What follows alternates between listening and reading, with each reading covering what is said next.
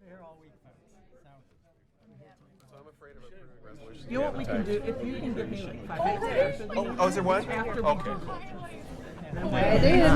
You can help me with just the points, and then I'll send you an email. That's exactly what I right at home, typed. Shawnee. Thank you. Thank you, Shawnee. To the rescue. Thank you. Again. All right. Not everything except that. Oh, right. What are we gonna do? Pledge of Allegiance to without that? We're just waiting for a flag. Call the regular Pleasant Ridge City Commission meeting of Tuesday, October 15th to order. Can we stand for the Pledge of Allegiance? I pledge allegiance to the flag of the United States of America and to the republic for which it stands, one nation, under God, indivisible, with liberty and justice for all. Amy, can you call the roll, please? Commissioner Krzyjak? Here. Commissioner Perry? Here. Commissioner Scott? Here. Commissioner Wall? Here. Mayor Metzger? Here. We're all here. Seems like you get a bigger room, you get a bigger crowd. So it's quite nice turnout. Thank you, everybody, for being here. The first item on the agenda is the 2019 Beautification Awards. It's all to you. Good evening. Nick. Hi. My name is Don Daniels, and on behalf of the Beautification Committee, I'm delighted to oversee this evening's recognition. As moderator, I join with them to celebrate and congratulate these homeowners and recipients. Thank you. The role of this committee is to discern and select Pleasant Ridge homeowners who have invested their time and talents to enhance the aesthetics of their home. It's important for me to acknowledge with gratitude the work of the Beautification Committee, whose members include, and I'm going to ask them to stand this evening as well, Amy Bowering, who is also a co-author of the Home Recognition Script. Kathy Gillis, please stand. Oh, okay. Jennifer Kuber, who was unfortunately not able to be here this evening, as was Cheryl Laidlaw, who was not able to be here. Norma Melton, Jan Treuter, who is also a co-author of the Home Recognition Script. Thank you for your work.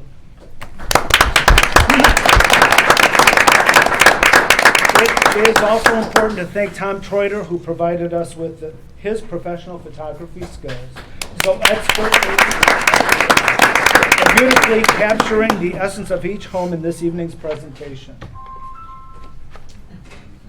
So as you can see, the city is divided into 7 zones, and each committee member selects 2 potential recipients. The committee then reconvenes and makes the difficult decision to narrow the list down to 4 homeowners. Each will receive a beautiful Marcia Hovland tile, commissioned especially for this recognition. They'll also receive yard signage acknowledging this achievement. I'm hoping that the homeowners will come to the podium to receive their acknowledgement and tile and remain standing to my left. Now to the recognition. A11 Devonshire, Michael Holmes. This home radiates curb appeal from a winning combination of classic style architecture and immaculately maintained landscaping. The white stucco exterior is beautifully contrasted by dark trim and windows, as well as natural cedar shake accents on the eaves and garage facade. This home features a unique side entrance porch with warm brick accents, making it a true standout on the block. The meticulously cared for landscaping features symmetrical window boxes and a curved row of boxwood shrubs surrounding a delicate Japanese maple tree and vibrant hydrangeas. The front lawn features a vibrant bed of mixed green hostas surrounding an impressive tree. Our appreciation goes to Michael for the beautiful work on his home. Unfortunately, he was not able to join us this evening, but we'll certainly thank him again in the future. The next one, 56 Ridge Road, Judith and Robert Wachler. Yes, please come up here. So beyond the charming white picket fence at 56 Ridge Road is an expanse of lawn with a central path that leads to an inviting broad brick staircase. Symmetrical tiered beds feature a neatly trimmed low boxwood hedge, hydrangeas, and roses that provide color and texture against the cool gray and crisp white facade of this home. The landscaping is surrounded by a short wall of impressive boulders. Colorful porch pots and a cafe-style table and chairs provides the perfect spot to survey the scene and relax with morning coffee. Or perhaps even a glass of wine in the evening. Our appreciation goes to Judith and Michael for the beautiful work on their home. Thank you.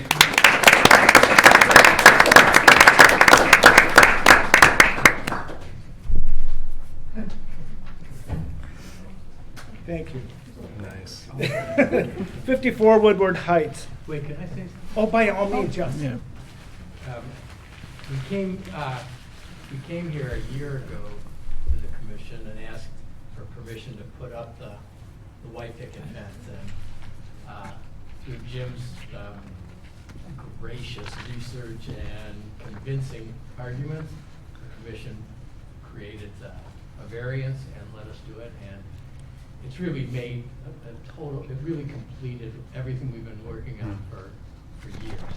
And so thank you very much to the commission Thank you. for the approval and for what we can do for the community. Terrific. Thank you. 54 Woodward Heights. Michelle Verity. The first thing you'll notice about 54 Woodward Heights is the eye-catching brick and stonework design that graces the front of this classic Pleasant Ridge home. Stone accents continue above the large double windows and beautiful full glass front door. Michelle has created a landscaping environment that welcomes you to her home, featuring a charming front walkway surrounded by hostas and a front porch flanked with 2 impressive pots planted with a variety of burgundy and green coleus, sweet potato vines, and annual flowers. A lush flower box on the front windows completes this home. Congratulations and thanks to Michelle.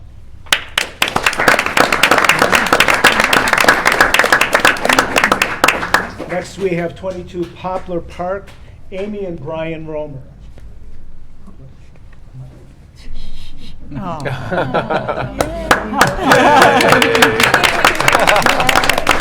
So, attention to preserving the architectural detail and integrity is evident at 22 Poplar Park. The traditional portico entrance features elegant pillars and an impressive staircase accented with abundantly filled planters. The sweeping limestone steps are flanked by a formal border hedge that encloses a bountiful collection of hydrangeas and tall flowering pear trees. On the west side of the home is an attractive patterned brick and pebble aggregate driveway.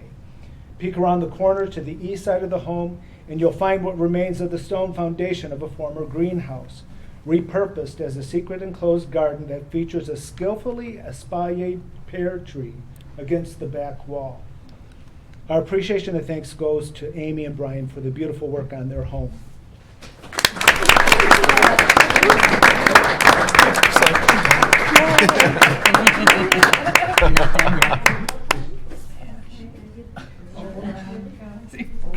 Congratulations. Nice. Yay. You're welcome. Say it. Thank you. Thank you for the award. You're welcome.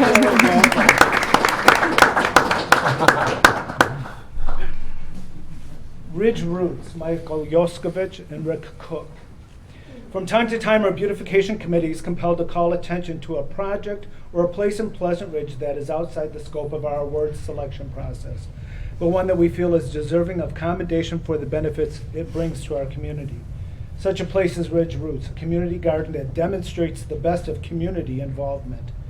The garden was moved to its current sunny location along the I-696 wall as part of the Gainsborough Park Enhancement Project in 2016. With the full support of our city manager and recreation director, Michael Yoskovich, Rick Cook, and others on the Ridge Roots Garden Committee spent many hours researching the design and materials to be used in the new garden. When it was time to plot out the garden and construct the steel boxes, many hands dug in. The idea of adding a raspberry and rhubarb patch and mini orchard and vineyard were enthusiastically supported by the city administration, with infrastructure and resources for the hardscaping for these projects, including providing the vital water supply. The subscribing group of gardeners, while independently working on their own allotments, also participate in volunteer work days a few times a year for basic cleanup, maintenance, and socialization. The result is a fun and fruitful learning experience for many, and an aesthetically pleasing addition to Pleasant Ridge for all. Ridge Roots grows more than food and flowers. It grows community. Our thanks to all of the gardeners involved, and particularly to Michael and Rick. We wish to acknowledge and thank them for their initiative in this project by accepting this Pleasant Ridge Centennial tile.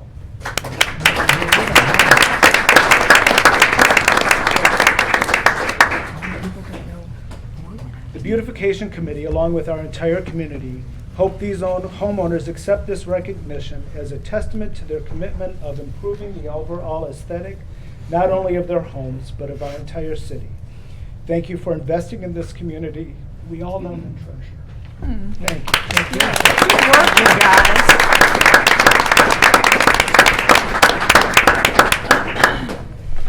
Well done. Thanks so much. And congratulations to all the winners, especially the one who's in the room. Two. That's right, 2 in the room. Good to see you. Thank you. Next item on the agenda is public discussion items not on the agenda. Anybody have anything to bring forward? Yes. Hi there. Alice, can you hear me? Sorry. Yes. Allison Smith, 85 Wellesley. I've been a resident of Pleasant Ridge, I believe it's 25 years. I've owned my home since, I think it's 21 years. So I used to say I live next to the Turtle, but we know, so Turtle's moved a little bit east, and the park has been a beautiful addition. The upgrades, obviously, I've seen it over the years change, multitude of times, and it's really beautiful. There's more activity than we've ever had.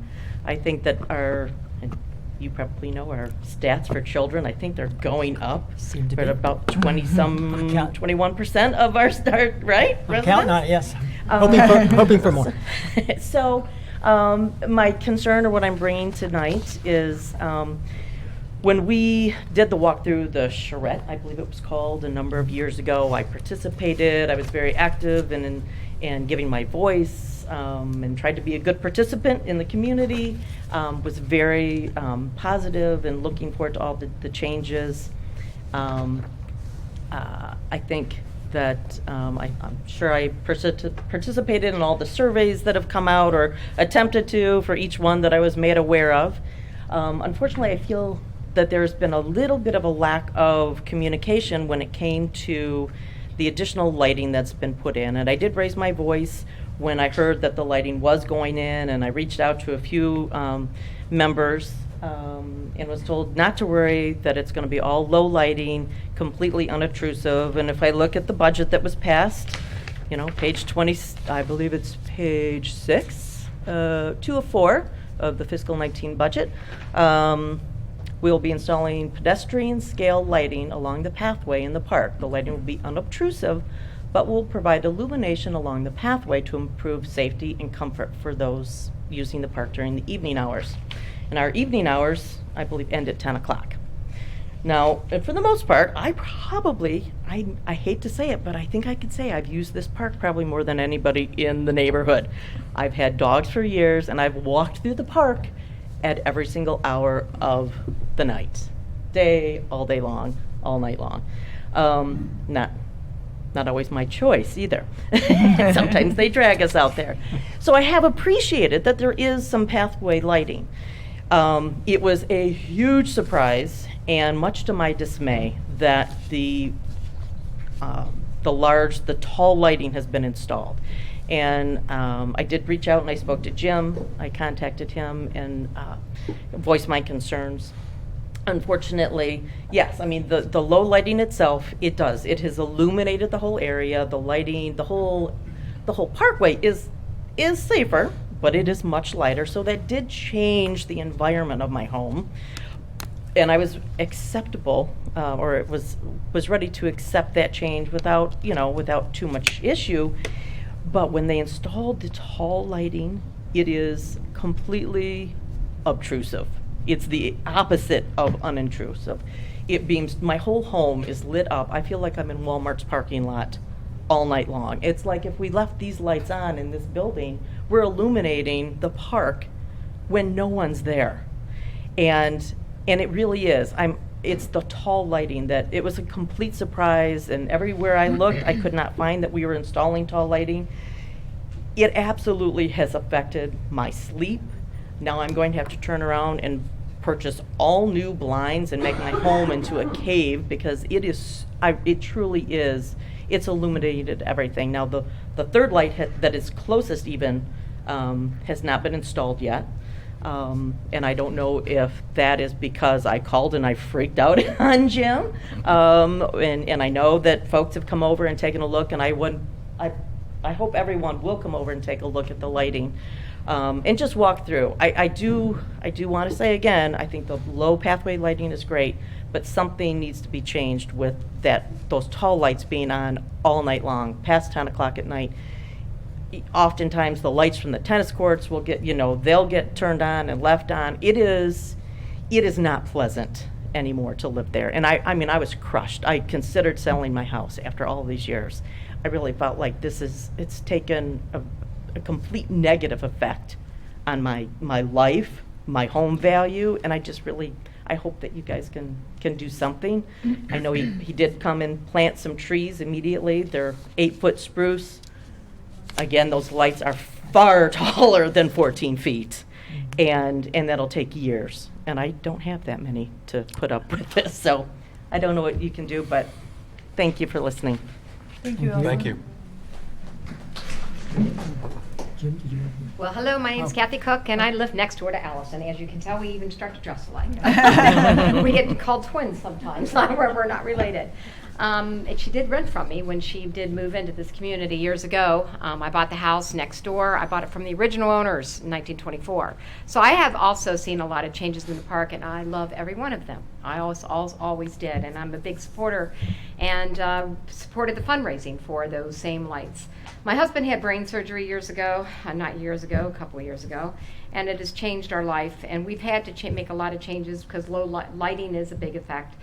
One thing that has happened before the lights came in is there was those bright lights that happened in urban, or now what is it called, not Urban Rest, that's where I have a Iron business Ridge. by Urban Rest, by the way. I'm not only a homeowner, I'm also a business owner in the community. I rent from Dennis in one of his other buildings. I've asked him, I told him about the lights that are happening at the end of our park in his street that is illuminating. Now, we all live in the second story. This doesn't affect just me or Allison. Allison lives first story, I live second story. All the way down to Fourth Sue, who lives 4 houses down, is also affected by this. It's changed our whole community with all these lights. We feel, like Allison said when she described it as Walmart parking lot, that's what it looks like. So we had a beautiful community. I want to keep that community. I think it can be enhanced. I think trees, I'm willing to pay and support this project. Trees along, maybe getting Dennis to plant trees on his side. Something needs to be done so that we still look like a pleasant community and not a parking lot. And that's what we have now. And Dennis isn't even finished with this project. Who knows when? He's very slow. I do know that since I am one of his tenants. But when it's all done, it's going to be worse. In this winter, when those trees are dead, and half of them are dead already, not just because of the time, it's just we have a lot of dead trees around that fence line. I think that it's just going to be bright and terrible, and this does affect us. We do have shades. My husband went to the same typical, a bad thing he did is he put foil on our windows. Do you think I want to live with foil on my windows? And I have these expensive windows that I brought in from Italy, had special things put in my home, and it's just terrible that I have to live this way as well. So whatever you can do, maybe there is solutions, not just the trees, but also timers.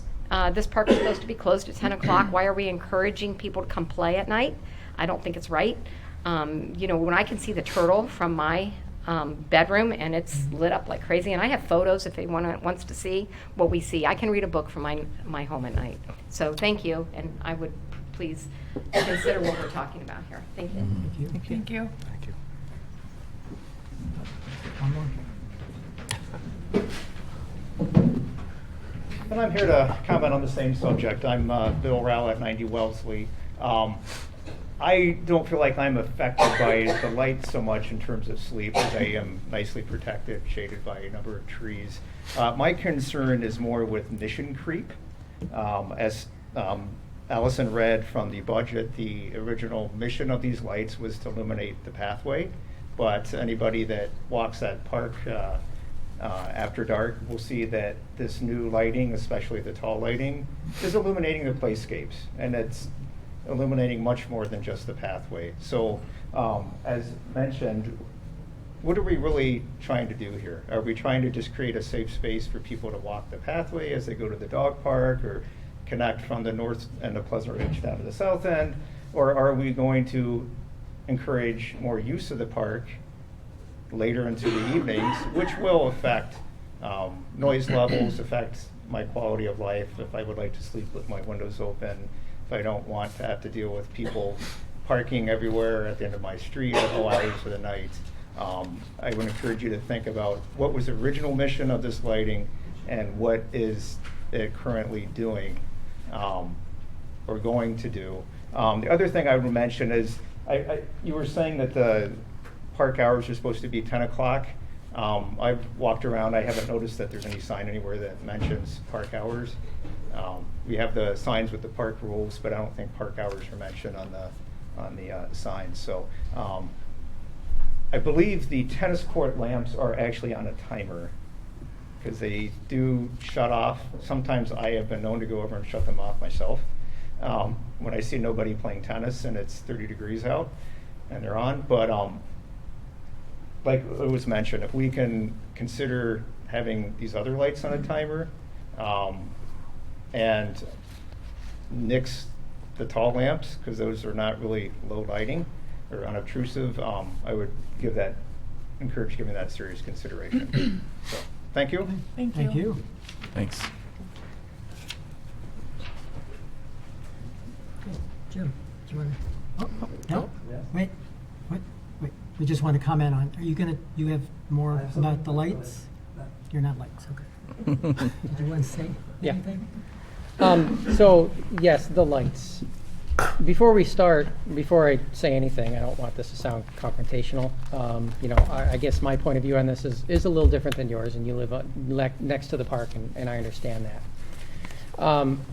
I have talked with the electricians about the possibility of putting a timer for the circuit for the pole lights, and we'll call them we have pole lights and we have bollard lights.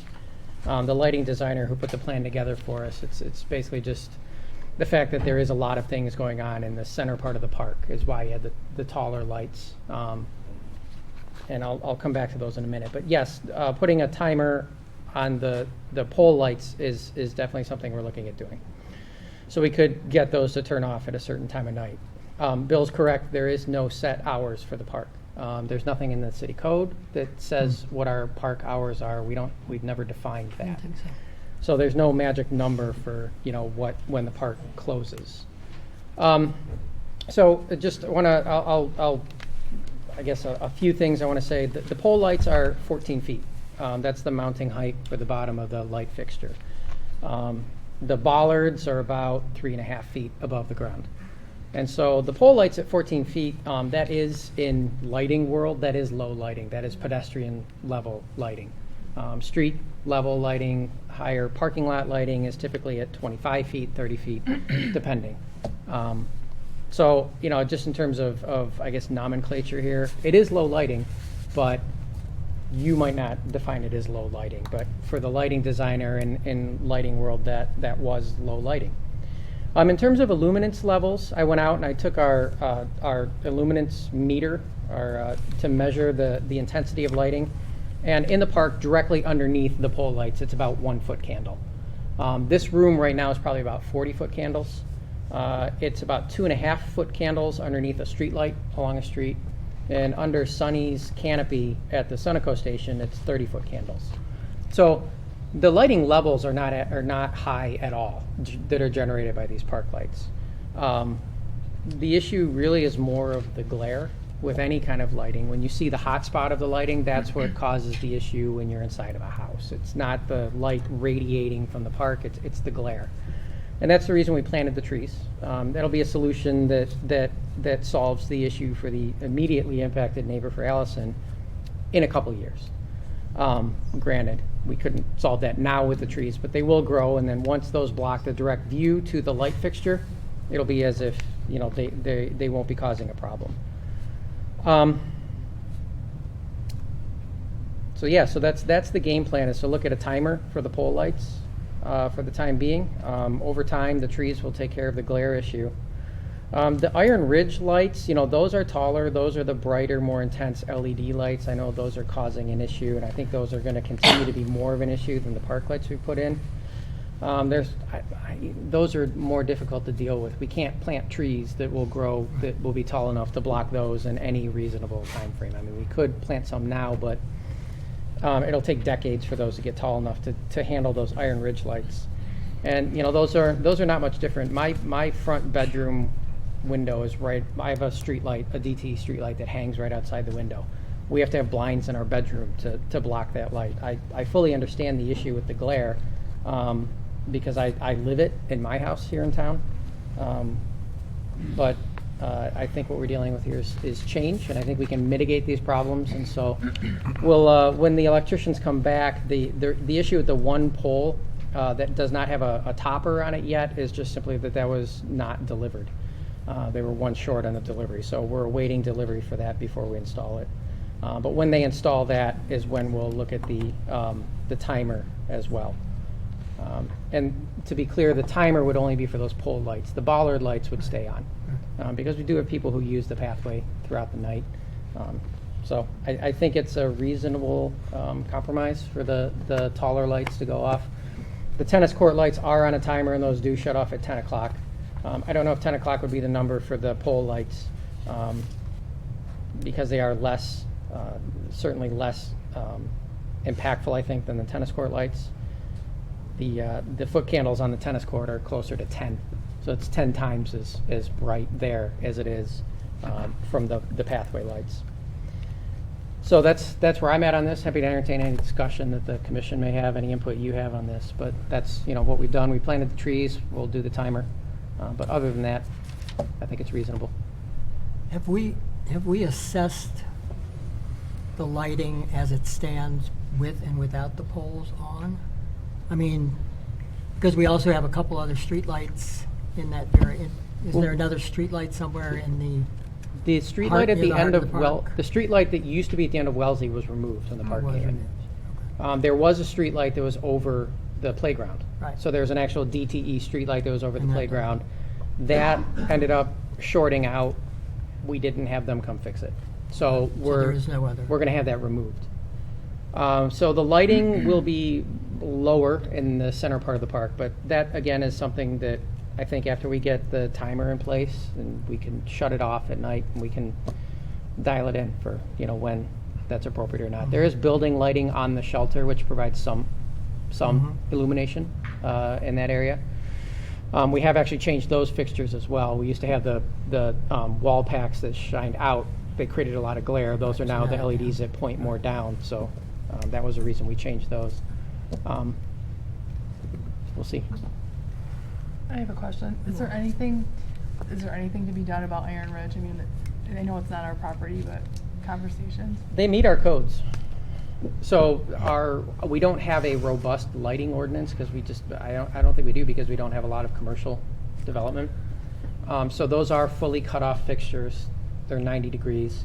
They do create some glare. But it's functionally like having a collection of our DTE streetlights in one place. And so, you know, we've spoken with Iron Ridge about that. I don't know that there's an easy answer for that one. Okay. Jim? Is the tennis court closed late fall and winter? Can we leave the lights off? Yeah, we lock it? could. Yeah, I mean, we could. It would just be a matter of changing the timers so that they never get power.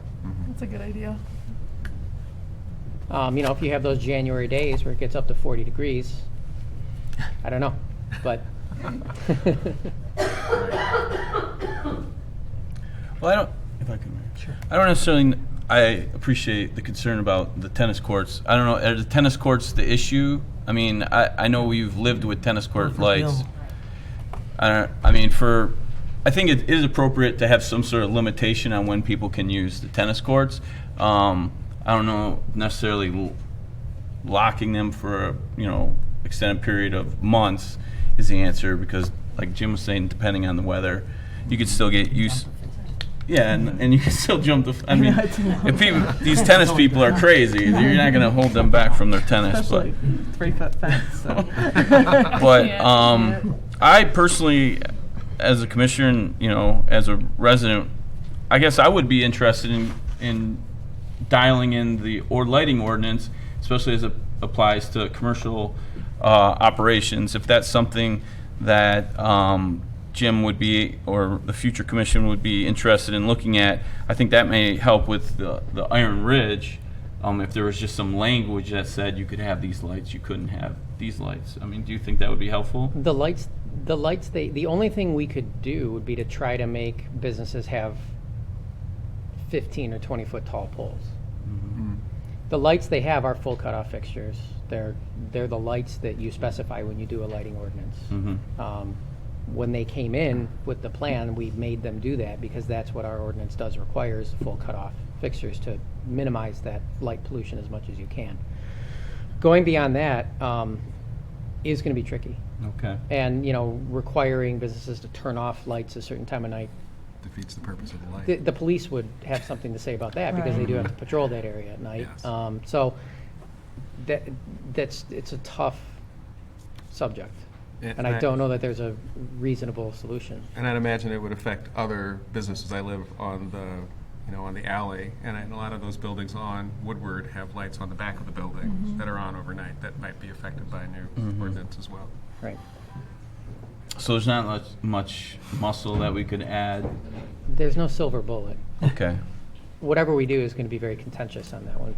Okay.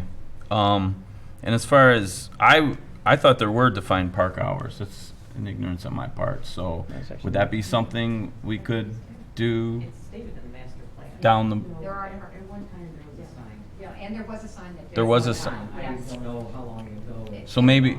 It was gone after the dog park, after they just redid that. Yeah, it used to say 10 o'clock. Okay. And there was some written down, wasn't it in the plan? It says 10 o'clock.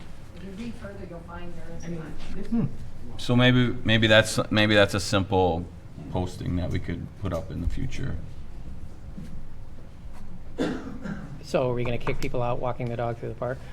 I mean, this is the questions. We could post like 10 o'clock, but practically. Yeah, I know people have been kicked out for playing basketball late at night, right? Right. So, I really applaud you on kind of on the effort to compromise on this. I was really impressed, honestly, to see the trees go in. That was something I don't know if this body really, had. I know I didn't roll it. I was, listening to the concerns, and then when the trees went up, I was like, wow, that's great. I mean, obviously it's not immediate, but at least it's like a gesture that, hey, this is on our radar, this is what we're thinking of. So I really appreciate that. The effort to get timing into the taller lights, I think that's worthwhile. I guess this last tall light that's going to go in, I mean, could we simply just find another spot for that one, or is that dedicated to go right there? It's there's nowhere else to put it. Mm-hmm.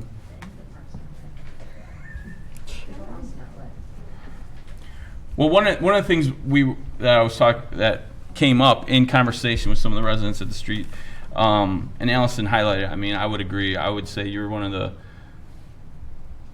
as far as between the mayor and his wife and you, I feel like you guys are right up there as far as people who use the sidewalks, who use the park, who are out and about. So I'm very respectful of not only your place in relation to the park, but also your usage of the park. But one thing that came up, especially with people who are using dogs, is maybe there could be a use for lighting, expanded lighting at the dog park. Maybe that could be somewhere where either we move this projected piece of lighting equipment, or in the future we look to illuminate that and invite a lot of people on that part of town to get upset about lighting. But I do maybe spread it out a little bit. But I do feel like the dog park, from my observation and from one of the things I've heard from people, is that it's not as illuminated as it. Am I wrong on that? Or so I guess I would be interested in definitely posting defining park hours, getting the timers going, and maybe looking at maybe not installing that last tall light. I understand it was the design, but also looking at down the road if we could move some of the lighting or increase the lighting at the dog park. So that's just kind of like my reaction, talking to the residents who are concerned about it. And it is difficult because there's a balance here between it is a great improvement to the park, and I think it does make the park not only look great but function safer all year round. I mean, that was when we were talking about doing it. It was Safety. You know, in Michigan it gets dark early in the wintertime, so this is a solution that expands usage of the park, and we put a lot of money in the park. We want to use the park, and so the lighting is natural, and I thank the foundation and everyone who put effort into it. And Kathy, like you said, I mean, there was contributions from this whole community to make that happen. And on the other hand, I mean, Jim's in a tough spot because it's like, okay, how does this go in with the minimal amount of impact on immediate residents? So my faith is that there's still things we can do to mitigate this. Jim's talking about the timer. I believe that can happen. The trees are going to grow. Yeah. And posting hours, if we can just, we could talk to the recreation department and see what the opinion is, or, what the language is, and if we need to write language as far as park hours, and go forward. I mean, it's a very difficult situation. So I think there's things that have been done. I think there's things that can be done. And I would just hope that you guys stay involved and, keep contributing as far as like helping us dial this in a little bit. No, I agree with it. We will keep trying. I must admit that I have some questions on the second light. I mean, I don't have to deal with the first light, obviously. I'm a little bit concerned about the need for a second one that's just 15 feet, 20 feet, maybe. It's not very far away. And I thought that maybe there had been a decision actually that was just too much, and so it had been taken down. And so now I'm concerned about that would be. And I'm not sure, and I was trying to figure out how that fit with your house, your two houses too. Yeah, that'll hit directly, then make sure it gets the whole. We'll catch what the other one didn't, It'll right? catch every. No tree on that one. Bed, sofa, fridge, everything covered. Well, We did plant the last pine tree with that pole light and Allison's house in mind. We did locate that last tree. And I will add, we can plant more trees in the spring if we need to. We've got some extra room to continue going to the north with a couple more trees. 3 or 4 years, those trees they're gonna completely take care of this issue. But I know it's Right. 3 or 4 years, I understand. But I mean, it will completely block the houses from the light. we will continue to work. We will. 280 or 180? I don't know. Right. Try to do the right thing. Okay, thanks. Ted? Ted Zachary from 68 Devonshire, and I'm here to say a few words to the commission this evening, and to the staff and to the viewers. I have a few things, basically in keeping with Greta Thunberg, the Swedish climate change activist.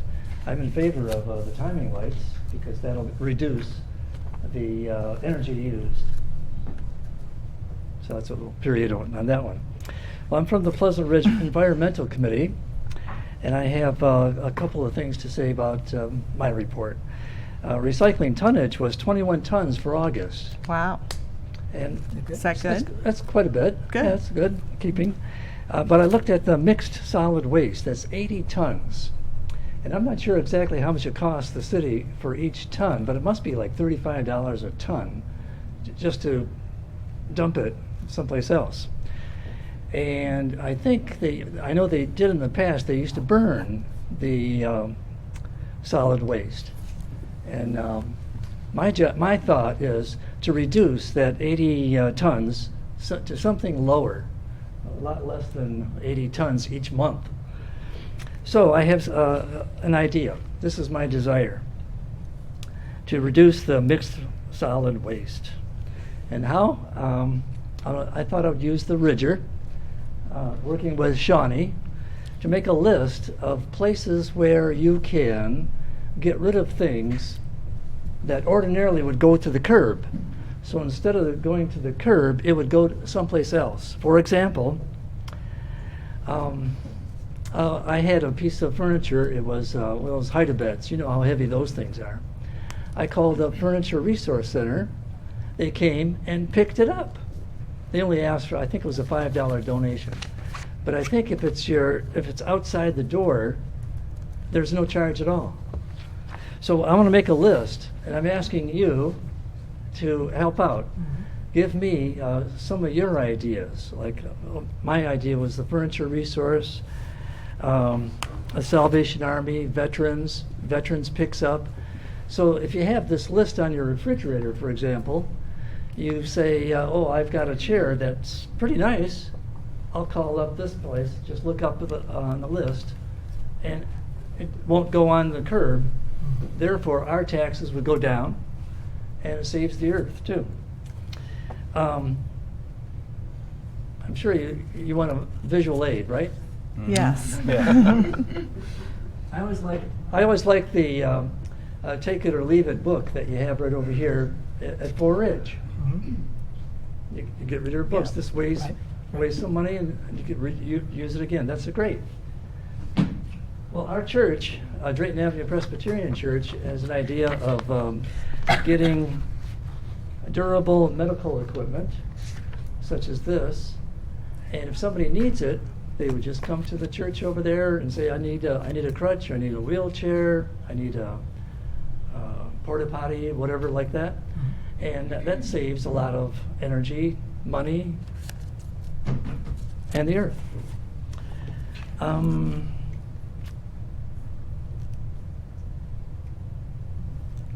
So if anybody could think of other places where you could donate.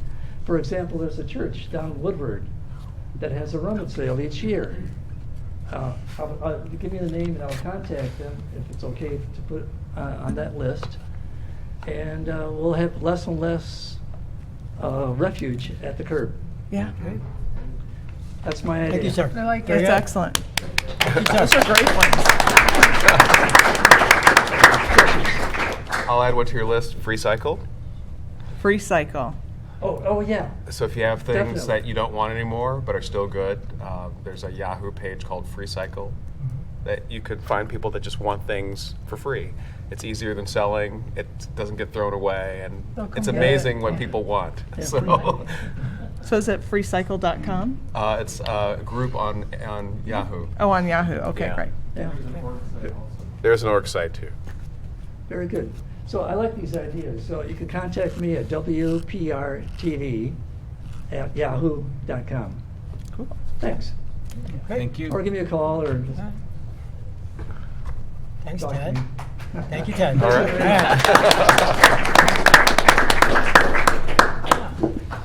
A face from the Wow. past. Evening, everyone. Jay Foreman, 60 Oakdale. I have a couple things to talk about tonight. First is Halloween. I'm a big fan of candy. Candy is an important part of my life. We have something in the Ridger that you may have already seen. It talks about the Halloween candy collection. We've been doing this for a few years now.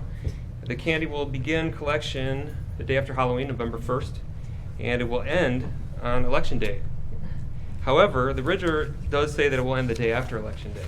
That's going to be too late for us to drop that candy off where it needs to be collected. So I want to just mention that correction so So Tuesday, November 5th, Election Day, you can bring your candy with you, leave it here, vote, do your duty, have fun, have some cookies, see neighbors, and feel good about everything you did that day. I think polls close at 8 p.m., right? So that'd be the last time you can drop off any candy, but you can always do it before that. A lot of people have extra candy from kids, they have stuff they bought that they didn't use, or just people have bought candy just to donate to this. So it's been really successful. We've been doing it for a few years. It's 82 pounds of candy in 2015, 99 in 2016, 136.3. And last year, 318 pounds. Oh my gosh. I don't know. What That could be an happened? outlier. I don't know if we can reproduce that this year, but we could always try. So thank you everyone for all the donations thus far, and hopefully we can keep that going this year. Cool. Now, the second and biggest reason I'm here tonight is to say a few words about someone who is a neighbor, a former colleague, and a very good friend of mine. This someone has great passion. Their passion, integrity, and humanity have inspired and will continue to inspire me probably for the rest of my life. This person is always guided by what is the right thing, even when it may be more difficult and ruffle some feathers. They see a wrong that must be righted. This person will lace up his shoes, or in his case, his boots, stand up and do something about it. He sees another person that might be struggling to get something done, having trouble. He will jump in to help. This person is also gifted, and they're able to write the most long Facebook posts you could ever see. Who are you talking about? If you hadn't already guessed it, the someone I'm describing tonight is none other than Commissioner Jason Krzyzak.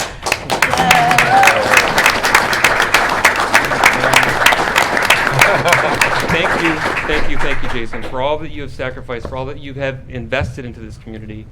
You're truly an unsung hero. One of many, but you are still an unsung hero. Well, that's going to change tonight. Not an unsung hero. You're gonna I have no choice but Oh boy, oh boy. to sing your praises. So, the singing may be figurative. Yeah. Thank you for saving that. I am singing inside. Yeah. Thank you so much. And while, let me thank you again. But I don't want to just thank you, Jason. I want to thank Carla, Nick, Stella, and Henry for sharing you with us for all this time. That's cool. And I also want to thank you, most importantly, for being you. That's it. All right. Thank you, Jay.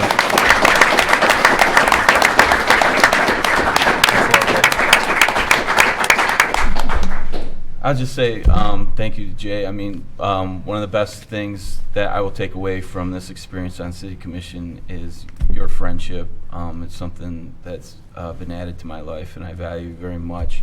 One of many. I mean, I look around this room, and there's so many people that maybe I wouldn't have known if I didn't get involved. And I would just say, you know, it is really one of the best parts of getting more involved in this community was meeting all of you and having you, you know, become a part of my life. So I appreciate that.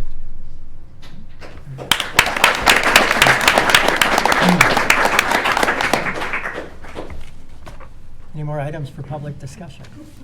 I'm sure we'll say a few more words about it later on. We're not done yet. Okay, we'll move on next to governmental reports. We have the new fire chief. Woo!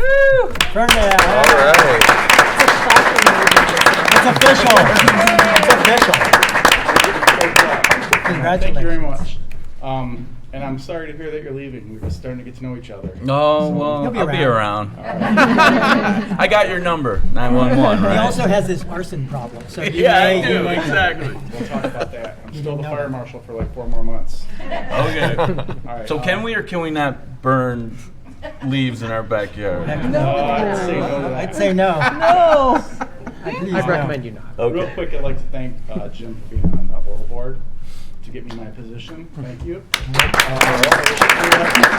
Chief Nowak wrote a really nice letter, and I know all you guys have my back. So thank you very much. I look forward to serving. We had just a couple. We had 3 fires in the last 3 weeks. 2 were related to candles. Totally displaced families for 8 to 12 months. Oh no. The other fire was from a halogen light that was, you know, they got the really hot bulbs. The guy had it plugged in for like 2 days in his basement. He was in a rock band, and his friend left it lit, or not lit, but plugged in, and it burned a hole in the carpet like this. We put it out with a fire extinguisher. but there was so much smoke damage, they're going to be out of their house for 7 months, my according to the goodness. insurance company. So that's Horrible. devastating. So please be careful with candles and any plugged-in appliances or anything, okay? We are doing the home inspections. I know you're a big advocate, Commissioner Perry. I Yes. did contact those people. I had 3 Great. people call back so far. Just go to the ferndalemi.gov website, go to the fire page, and then you can contact me that way, and we'll set something up to come out. We do free smoke alarms. We'll put them in every bedroom, every floor of the house, and give you. We also, like I was saying, we do the free home inspection is just recommendations from the fire department. We can't make you make these changes because it's a private residence, like we can go into a business, but we would recommend things to make your house safer. So we do that.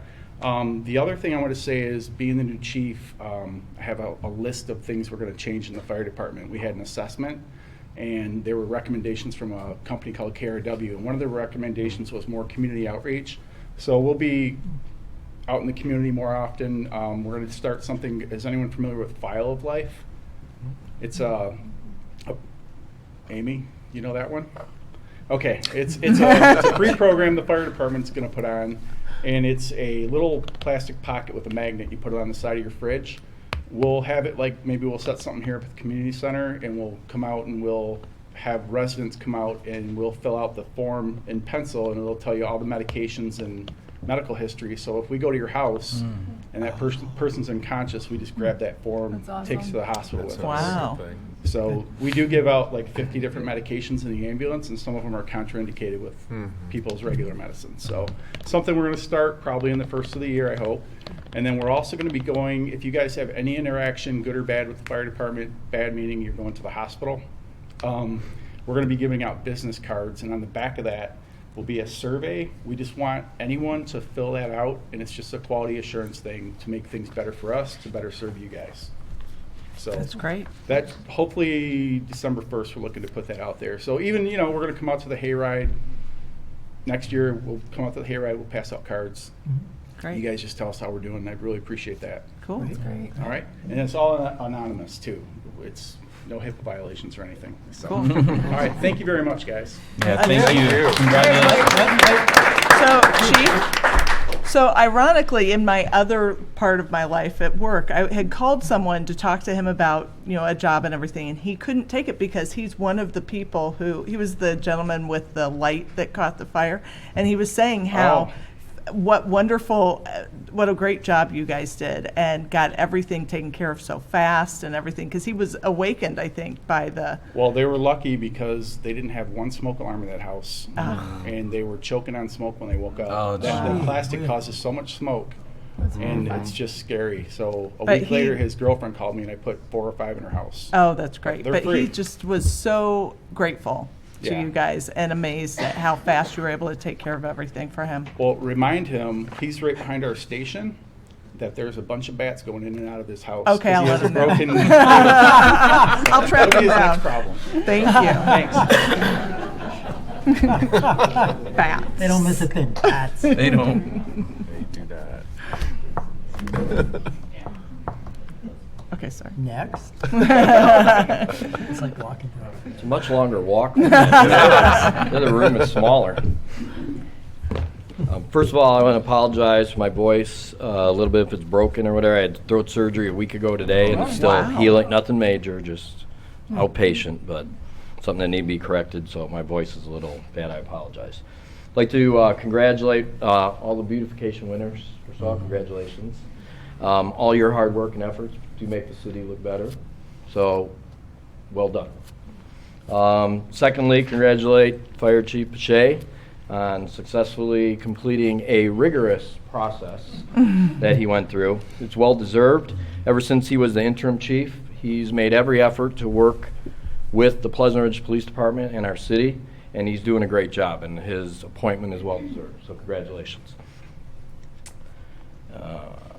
I would just add to that. I didn't have a chance to congratulate the new chief, but Ferndale did graciously invite me to sit on the interview committee. And it was a very good group of applicants that they had that they were considering. And Jack certainly earned the job, made a great interview, and I think Ferndale Fire's in good hands, and we're certainly happy to see them be under good leadership as our fire department as well. So congratulations. That's great. The fall leaf pickup schedule, notice that in the Ridger. See the Ridger for dates and everything. Every zone has different dates and everything. What the police department in the city would ask, if it possible, to help facilitate the prompt leaf pickup, that you try to not park in the street during those dates, that whatever. It's like snow plowing. If you're parked in the street and the plow goes around, you're now plowed in or something. The same with the leaves. Also, watch where you park. Your catalytic converter, your mufflers get hot, and the big piles of leaves do catch fire. We've had cars catch on fire after the leaves ignite.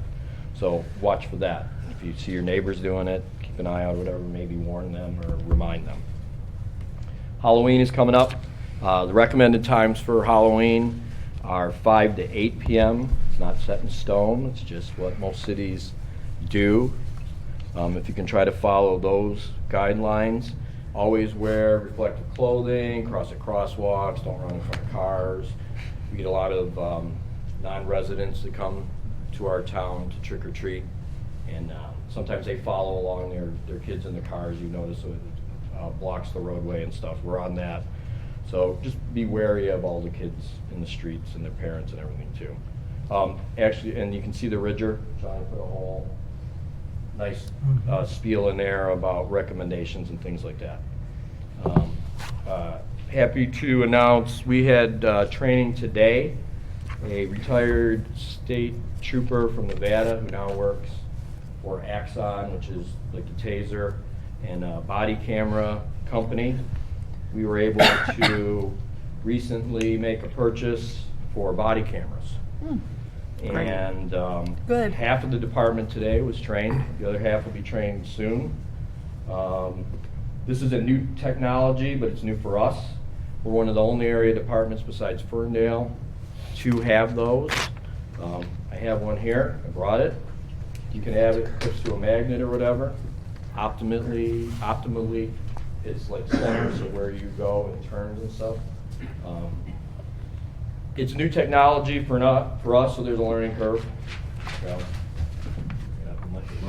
While I continue to talk. Don't push any buttons because you start recording. And once it's recorded and it goes to the docking station, it immediately goes to the cloud, and it's there record for a while until we can redact it or edit it. So, like I said, these have been on our wish list for some time now. These things are very costly. There's numerous companies that are out there that wanted our business, that called and tried to get us to go with them. We tried out a bunch. We tried out their technologies and things like that. Sergeant Rob Reed effortlessly worked his tail off on this, like he does on everything, if you know him. We wound up going with what is probably the best on the market. And when other companies, when they say, well, we ask them, say, hey, does it do this? And they go, no, it doesn't do that. We're not this Axon technology. So just so you know that your tax dollars and everything went to probably the best technology that's out there. We're also going to implementing their new car cameras, which will sync with these, and it does a variety of things. So with that, this will help us to do our jobs more effectively and obviously provide accurate documentation in all our contacts with the public, which provides accountability and transparency. So that's what we're trying to do here. We looked at numerous policies. I probably read 40 policies in the last months, and we picked and choose what we liked and what we didn't like. And we're still, I drafted a policy. Most are 3 to 5 pages. Ours is kind of lengthy, 7 or 8 pages. We'll probably work that down, but that'll be at the department if anybody has interest or wants to have questions or see a demonstration and stuff. I just got it today. I've seen it used, so bear with us a little bit. We're going to probably be recording everything that we go, and then just to learn the technology and play with that a little bit. So hopefully. Will the cameras, when they're synced, will they also sync audio? Yes, yes. And most of the time, So there's different mounts that you can wear, and it's magnetic and it's hard to come off, but if you're tussling with somebody or whatever, they do come off. So you push a button several times whatever to activate it. A lot of times the view that you will see is not the view. Like if we're like engaged with somebody or sideways or whatever, then where I'm looking might not necessarily be where the camera's looking. You know, somebody might be on the ground or you're rendering aid or something and you're getting the floor or the grass or something over here. But it's the audio that, as long as you learn, and the officer's gonna have to learn to articulate themselves as they're documenting. And this, like I said, again, a learning curve, so I'm doing this, whatever, because maybe this is a, ultimately it'll be right here, but I wore a tie today. So normally I won't wear a tie. Where else did I go? Oh, lastly, I'd like to congratulate Commissioner Krzyjak for all his service to the community. Over the years, since I became the chief, you've challenged me many times, but your challenges are always to have me strive to be a better chief, and I thank you for that. So thank you for your dedication and your service. Aw.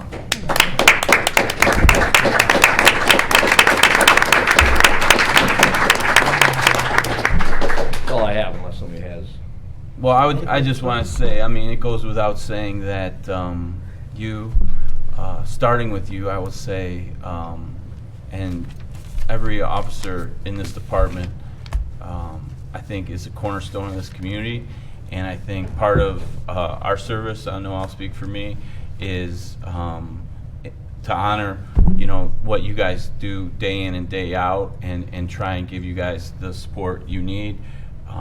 And I think I couldn't ask for, as a resident, as a commissioner, a better police chief. So I thank you for your service. Thank you.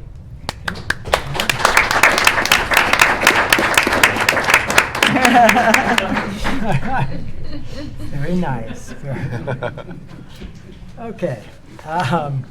Moving along to City Commission liaison reports. We'll start with Commissioner Krzyjak, Ferndale Public Schools. Okay, thank you, Mayor. This was a review of the Ferndale School Board meeting that took place on Monday, September 23rd. One of my favorite parts of the meeting was the student liaisons gave their reports. These are two students who interact with the school board and bring reports and issues to that meeting. The first one was from a student named Naya Williams. She's from University High School, and she talked about the beginning of the school year, and she gave info on student-led clubs and how the upper class mentors helped the first year students familiarize with the school. But then they also spent a day at the Early Learning Childhood Center helping out with the Little Eagles. So that was a really heartwarming story from Naya Williams as far as the upper kids helping the little kids. Zoe Butters from Ferndale High School described the new school year activities. These included welcoming new teachers, a new I Am Ferndale design on the t-shirts, and a senior parent college preparedness meeting. So both Naya and Zoe reported a great start for the new school year. And then the school board also announced, and they talked about an honor that they received. This is a national honor. It's called the Ferndale Schools received the Equity Innovator Award. They were selected as the 2019 MAP Center Equity Innovator. The MAP Center, which stands for Midwest and Plains Equity Assistance Center, recognized Ferndale Schools at the 2019 Equity Leaders Institute Award Luncheon. This took place on the campus of Indiana University and Purdue University in Indianapolis, Indiana, on September 20th. And the award luncheon theme was Moving Beyond Critical Reflection to Critical Action, Policy and School Governance. So there were many school districts that were invited to this conference, and Ferndale High School was recognized nationally for this award. And as part of the award, FPS will receive a $5,000 honorarium for the progressive equity initiatives in the district, as well as to support future equity efforts. FPS was selected as the equity innovator because of the passion and persistence exhibited by the school community stakeholders, educators, and administrators in pursuit of educational equity for all students across the district. In particular, FPS was recognized for attention paid to groups of students who have been historically marginalized. This work and the creation of an extensive district improvement plan was created in collaboration with the MAP Center. So this was a really incredible achievement that the district was really proud of. Another thing they were really proud of, if you guys go to the school board meetings, this is my favorite part. Each trustee and the superintendent and the president on down talk about what they're proud of in the district for the month. And trustee Anna Ibrahim celebrated Jaya Webster, a student at University High School, who is also a member of the Detroit Youth Choir. And I don't know if you guys have heard about the Detroit Youth Choir, but they just came up a little bit short on this show. I don't know, sometimes we watch it in my house, but it's called America's Got Talent. And they did a really great job and were really made this whole state proud. And I was really proud to hear that there's a member of our community who was part of that team. As this will be my last City Commission liaison report for the school board, I just want to thank the school board, President Jackie Hart, Superintendent Bazzi, the entire school board, all the teachers, administrators, and parents. It's been rewarding getting to know the district and getting to know the people who make this district work, and the achievements that they've had that I've seen over the last 8 years are very inspiring. So I just wanted to thank them for their service to this community. Thank you. And that's all I have, Mayor. Thank you.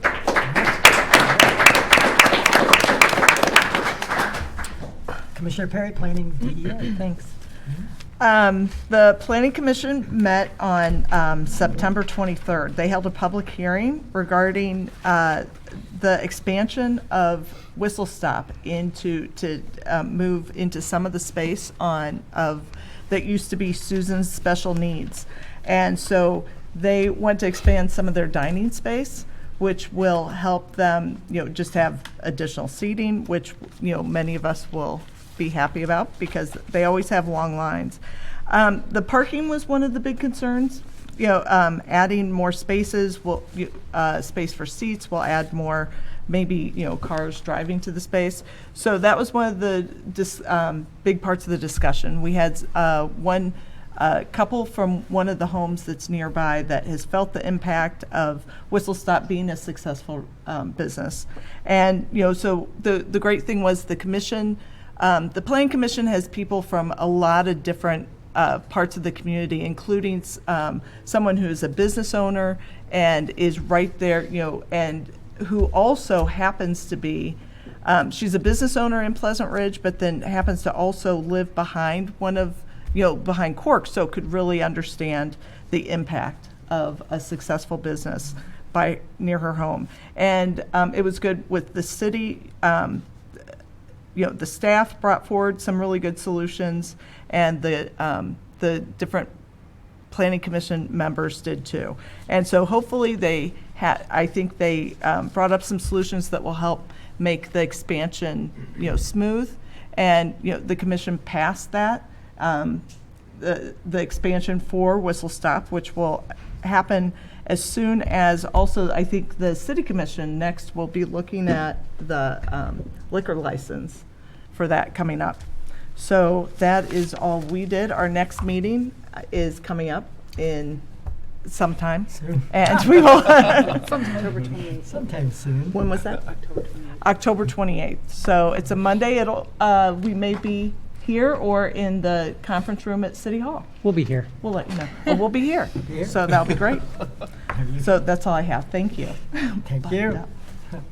Commissioner Scott, Historical Commission. Yep, just a couple of things for everyone. Had a really wonderful home and garden tour last month. Over 300 people purchased tickets and attended the event. The weather held out for us. I think the houses with air conditioning were as popular as the ones without that day. But moving it to the fall turned out to work this year very well, and there'll be some discussion on whether that happens again next year, whether it stays a spring or a fall event. Probably will stay a fall event. So the Historical Commission thanks everyone that participated in that, particularly the 8 homes that participated. It was just great. It was a great event. It was a lot of fun. The other thing is that for those of you that have not purchased the 100th anniversary tile, I'm told that there are maybe 5 or 6 left. Okay. So there's a little bit of an opportunity to get the tile still remaining. I bought mine sort of last minute, admittedly. But it's a beautiful tile. It's $50. Normally I would have one, but I'm in a different building, so. Perfect. Oh, Jan. Thanks, man. All right. So if you've not seen one, it's this lovely 4x6 green tile. We went with a larger size. It's made by Pewabic, and to celebrate our 100th anniversary. And so 5 or 6 left there, $50 each. You can also purchase a frame provided by a vendor for Pewabic to go with it, or you can frame it yourself. And supplies are limited. Cool. Our historic museum is open every 3rd Saturday from 10 to noon. So if you've not been, take a moment to just stop by. It's the little old police station next to the City Hall building. And a lot of folks, amazingly, have not gone in to see their own file on their home. You might find some interesting surprises in there about the history of your home. We do encourage everyone to just leave a picture from your current home into the file so that people in the future can see what you've done and make comparisons, because people like to return the homes to what they were before or to make improvements to their own. And I think that's all. Thank you. Great, thank you. Thank you. And Commissioner Wall, Recreation. Sure. So there's a lot going on in the fall. This Thursday, monthly movie series Yesterday, which is supposed to be really good, will be shown at 12, 15, and 6. Thursday the 24th, tour of the Kirk in the Hills with the Lunch Out day trip. Cost is $11. Lunch is on your own.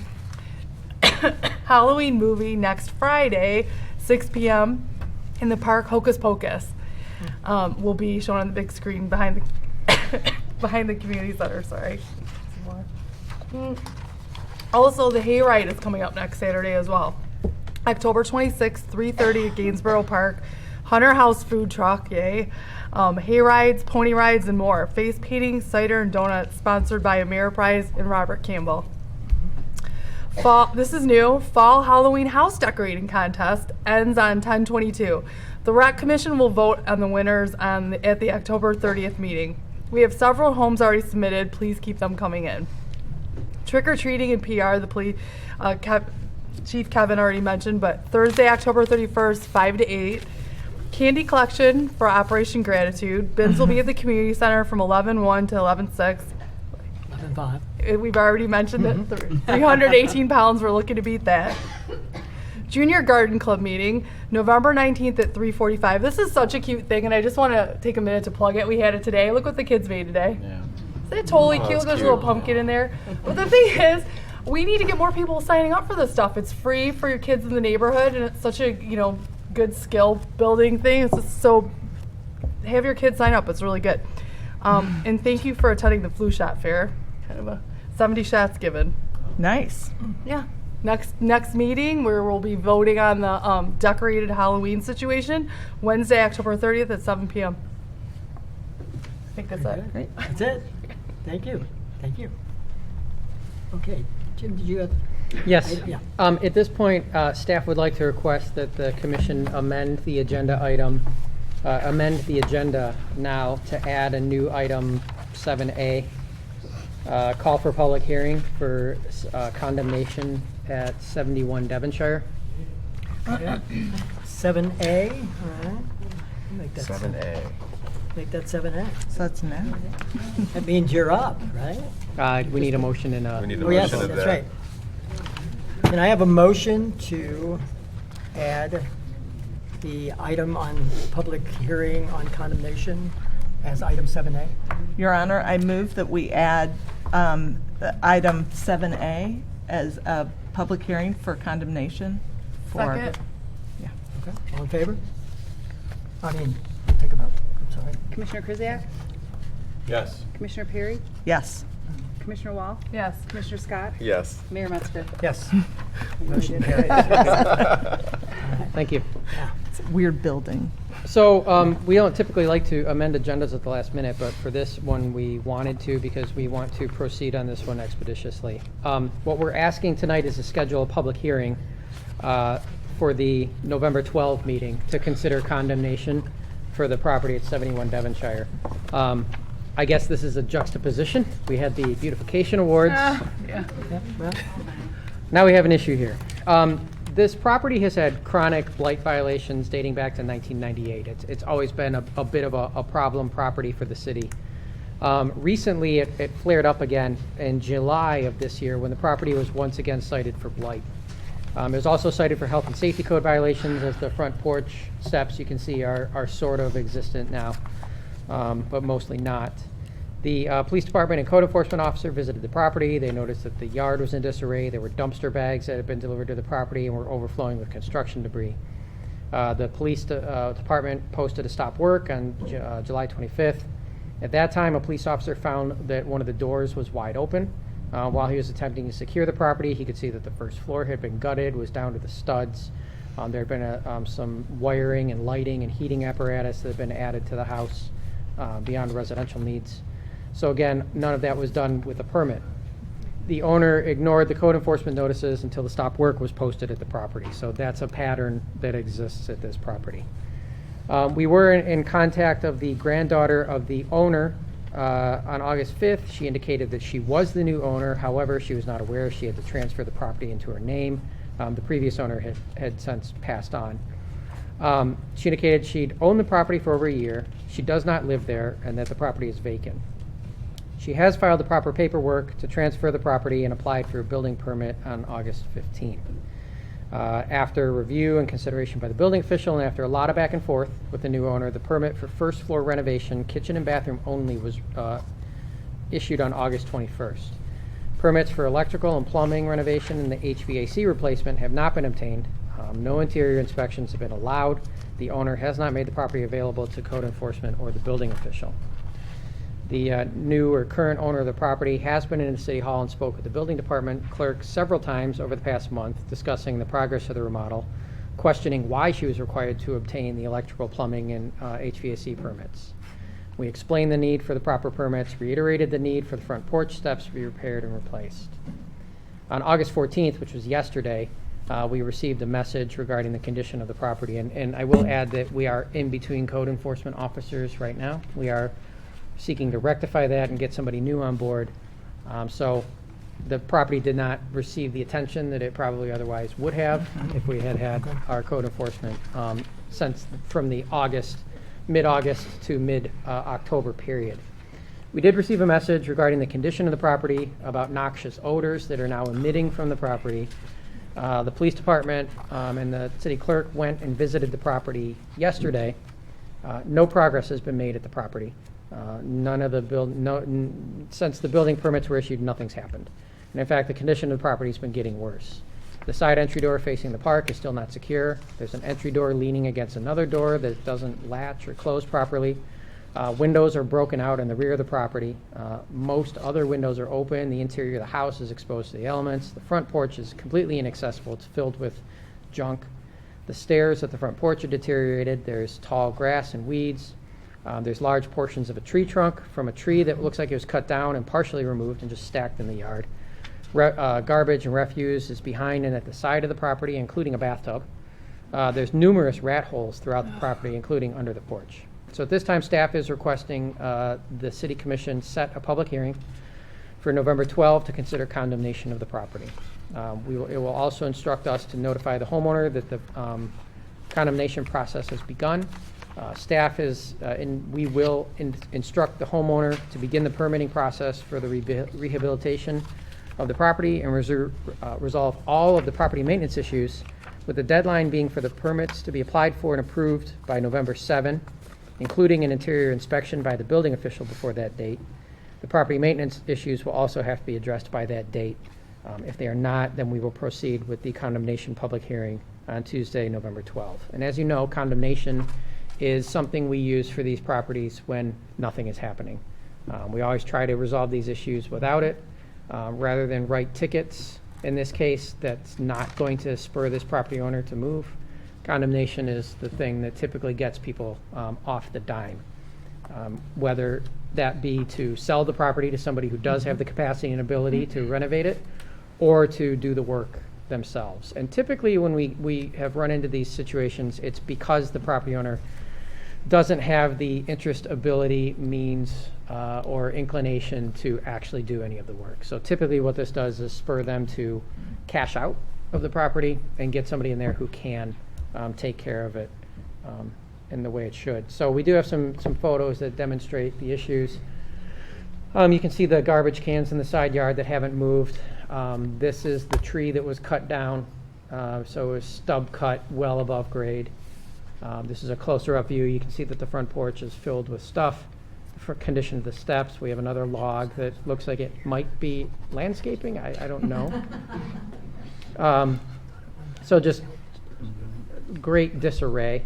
You can see the notice we posted. This is the door that's propped up in front of a door that there's no hinges on, so all you have to do is move this door and walk into the house. This is the yard. More of the yard with the debris in the backyard. Rat holes. Numerous rat holes throughout the property. And so that's just a taste of the condition of the property. So this one's lingered long enough. Yeah. So that's our request. It's good to see. I've walked past there. Yeah, anybody that's walked the pathway in the park has Right. seen that for years, and it's Yes, it's gotten to the point now where we can no longer address it through tickets or code enforcement. Is there any questions for Jim?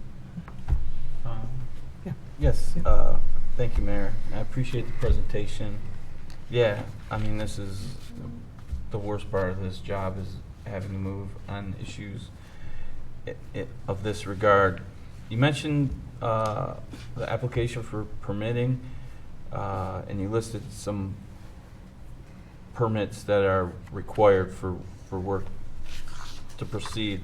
One of the issues that just comes to mind on situations like this is the permitting costs. Are the permitting costs prohibitive just in and of themselves as far as like what the homeowner would have to lay out just to get the permits? And if that was something that was preventing the homeowner from moving forward on this? I don't think so, because the homeowner doesn't have a mortgage. They inherited the property. Okay. So the financial means is not a question. They have full, to the best of our knowledge, then they haven't demonstrated otherwise, they have full equity in the property. Okay. So they can easily get, if they don't have cash on hand, they can easily get that to fix it up. They don't live in the property, it's vacant, they live somewhere else. So I'm not too concerned about the cost of permits. And they applied for and paid for the building permit partially and then have done nothing. So I don't believe that that's what's holding them up in this case. How much are we looking at as far as just the permitting cost? It's based on the value of the job. Okay. So in this case, it would depend on the work that they were doing. Okay. It probably, to just restore the house to a reasonable and habitable condition, the permit cost would not be exorbitant. Okay. Because that would be a concern I would have, is that maybe there would be an opportunity to work with the homeowner to address the first hurdle as far as the permitting costs. If that could have been done already, it would have been Okay. done already. All right. Thank you. Yeah. That's all I have. All right. Thank you. Any other questions? Okay. Can I have a motion to approve the calling of a public hearing for 71 Devonshire condemnation? Your Honor, I move that we schedule a public hearing for Tuesday, November 12th, 7:30 p.m. to consider condemnation of the property commonly known as 71 Devonshire Road, Pleasant Ridge. Second. Support. Any further discussion? Can we have a vote, please?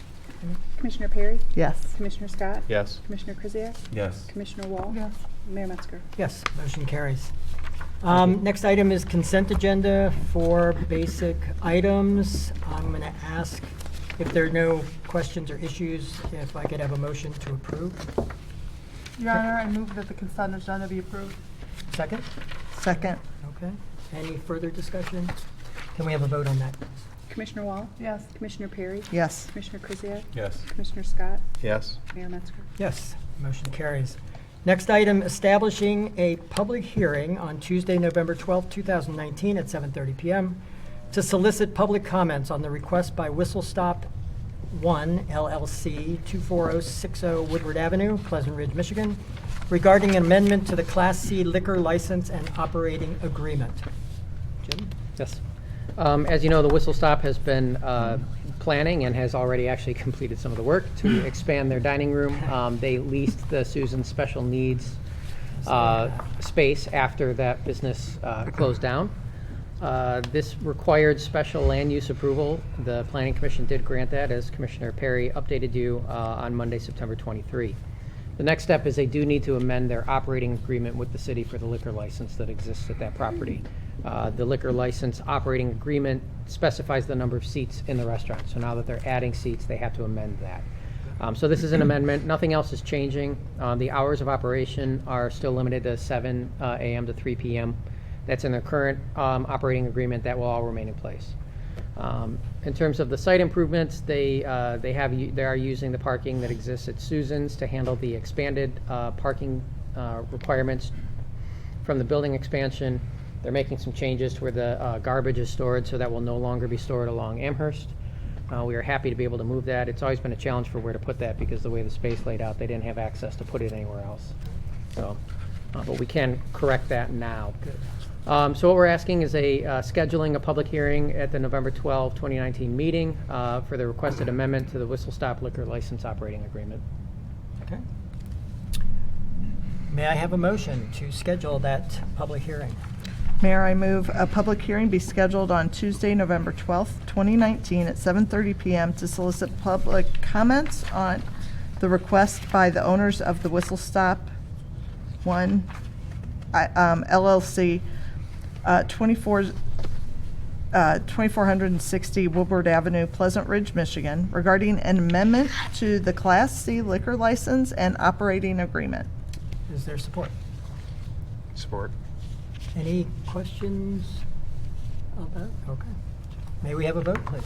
Commissioner Perry? Yes. Commissioner Scott? Yes. Commissioner Krzyjak? Yes. Commissioner Wall? Yes. Mayor Metzger? Yes. Motion carries. Next item, establishing a public hearing on Tuesday, November 12th, 2019 at 7:30 p.m. to solicit public comments on an ordinance regarding trimming or cutting of trees susceptible to oak wilt. Jim. Thank you. Last week, we got some calls. I forget what day of the week it was last week, but Rob and Marianne and Wellesley, and I love the fact that in the city we know all of our residents by first name, and also that our residents are very in tune to the fact that oak wilt exists and are up to date on proper pruning practices for oak trees. So I have to clarify that Davey Tree is a large corporation, and the city partners with one part of Davey Tree. DTE partners with another part of Davey Tree. So Davey Tree was in town on behalf of DTE, and they started trimming oak trees.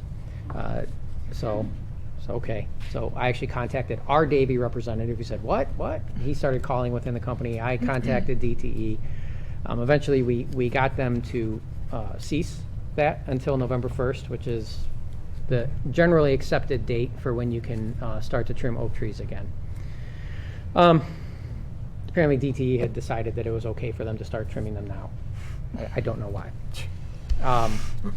Fortunately, we had a resolution from about 4 years ago that we had passed urging them to not do the ground to sky, clear cutting that they were doing at that point, and we put in there something about not trimming oak trees between April 1 and November 1. So we were actually on record with you guys adopting a resolution. We were able to use that to get them to go away.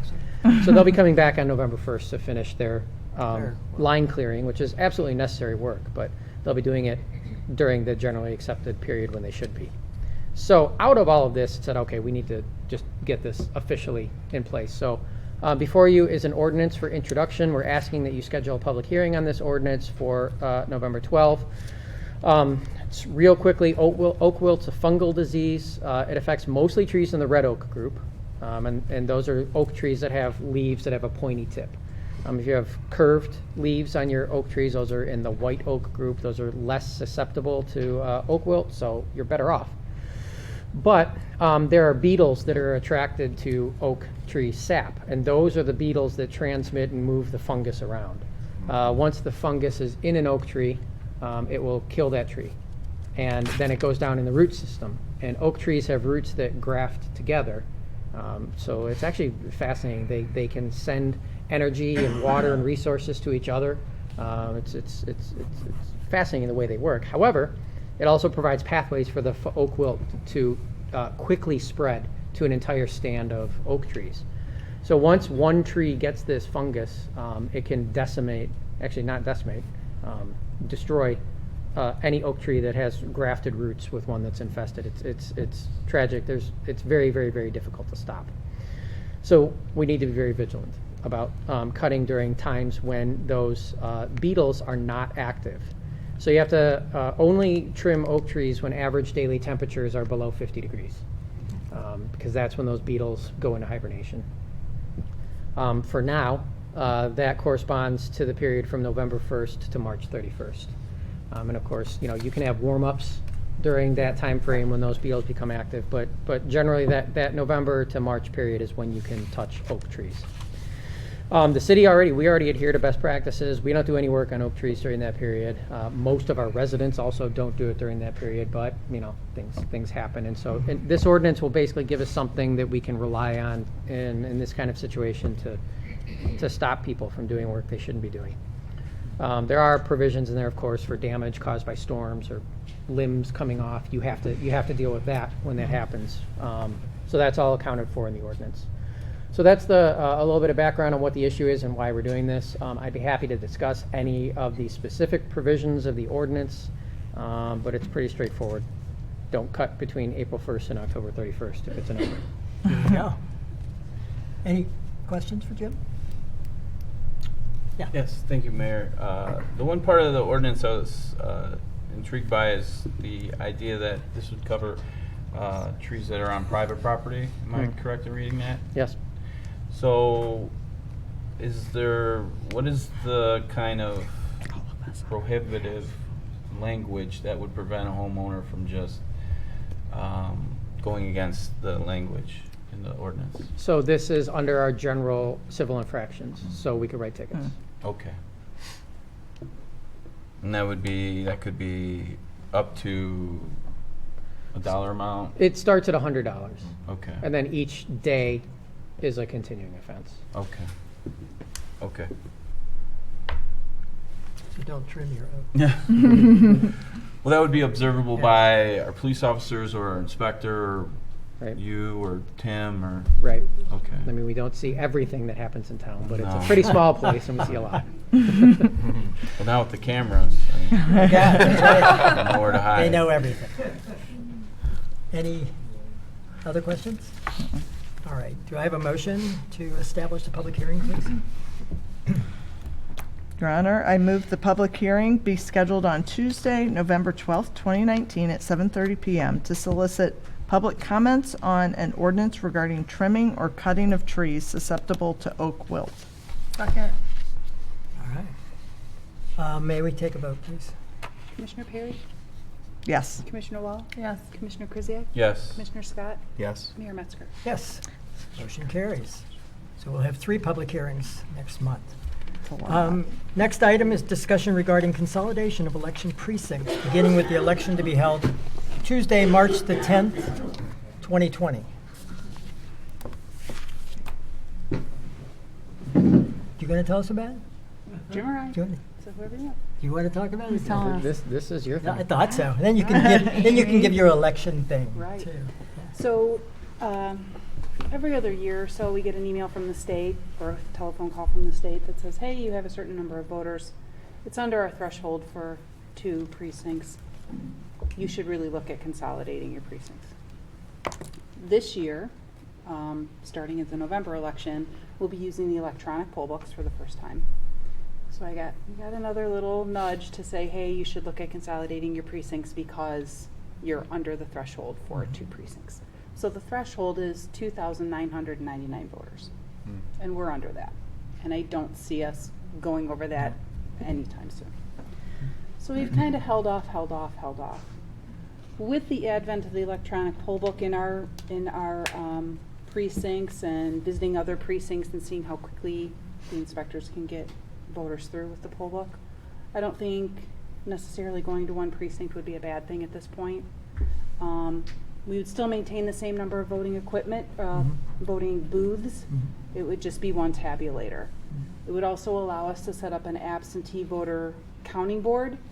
So the absentee ballots wouldn't be counted necessarily in the precinct anymore, jamming up the line. Right. They would actually be counted in a counting board, and then those results would be combined and then reported to the county that way.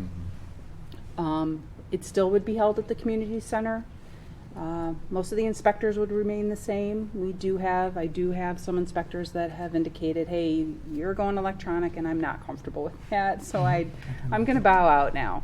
So it wouldn't reduce the number of inspectors that we needed. It would reduce our ballot printing costs. We wouldn't have to print 2 different ballot styles. It would just be the one ballot style.